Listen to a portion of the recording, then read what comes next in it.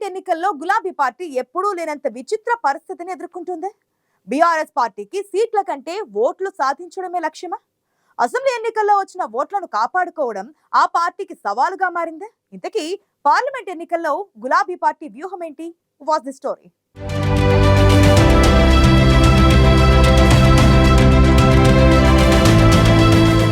కేసీఆర్ ప్రచారంపై 48 గంటల పాటు ఎలక్షన్ కమిషన్ నిషేధం. తాడును పట్టుకున్న పామై కాటేస్తుందేమో అన్నట్లుంది బీఆర్ఎస్ పరిస్థితి. అసెంబ్లీ ఎన్నికల్లో ఓటమితో పార్టీ ఉనికే ప్రమాదంలో పడింది. పార్లమెంట్ ఎన్నికల్లో సత్తా చాటకపోతే పార్టీ ఏమైపోతుందోనన్న ఆందోళనతో ఉంది అధిష్టానం.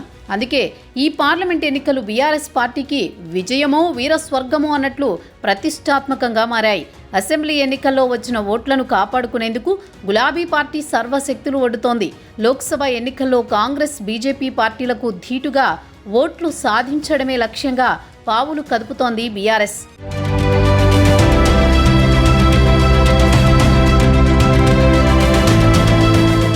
2019 లోక్సభ ఎన్నికల్లో రాష్ట్రంలో అధికారంలో ఉన్న 17 సీట్లలో 9 స్థానాలు మాత్రమే సాధించింది బీఆర్ఎస్.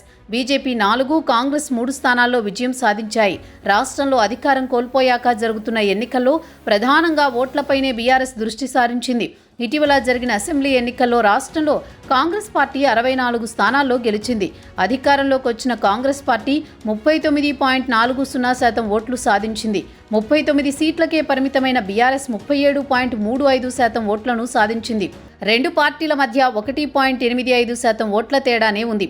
ఇదే విషయాన్ని పదే పదే ప్రస్తావిస్తూ వస్తున్న బీఆర్ఎస్ పార్టీకి ఈ లోక్సభ ఎన్నికలు ప్రతిష్టాత్మకంగా మారాయి.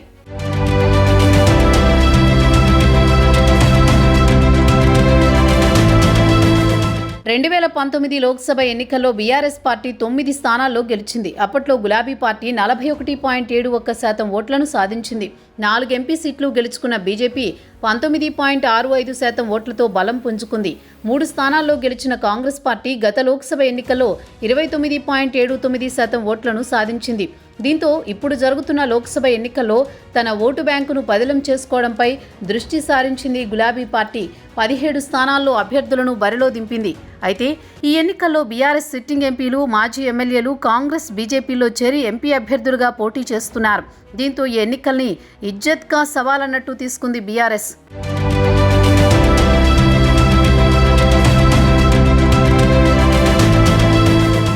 బీఆర్ఎస్ అభ్యర్థుల తరపున గులాబీ బాస్ కేసీఆర్ బస్సు యాత్ర చేపట్టారు. రోడ్ షోలు నిర్వహిస్తూ పార్టీ శ్రేణుల్లో జోష్ నింపే ప్రయత్నం చేస్తున్నారు.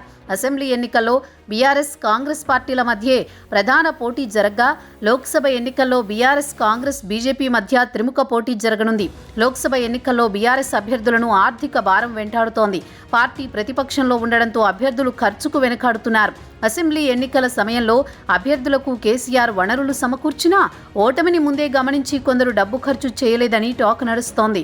ఇప్పుడు లోక్సభ ఎన్నికల్లో కూడా అభ్యర్థులకు కేసీఆర్ ఫైనాన్స్ చేసినప్పటికీ ఖర్చు చేయడం లేదని గులాబీ కార్యకర్తలు గుసగుసలాడుతున్నారు. ఎండలో ప్రచారం చేస్తున్నా తమను పట్టించుకోవడం లేదని పార్టీ క్యాడర్ గుర్రుగా ఉన్నారు.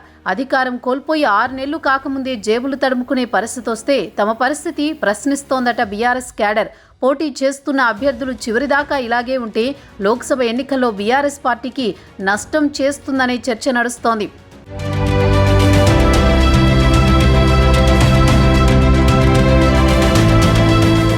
ప్రస్తుతం ఉన్న రాజకీయ పరిస్థితుల్లో సీట్ల కంటే ఓటు బ్యాంకును నిలుపుకోవడం దృష్టి సారించిన గులాబీ పార్టీకి ఆర్థిక వనరుల అంశం ప్రతికూలంగా మారింది.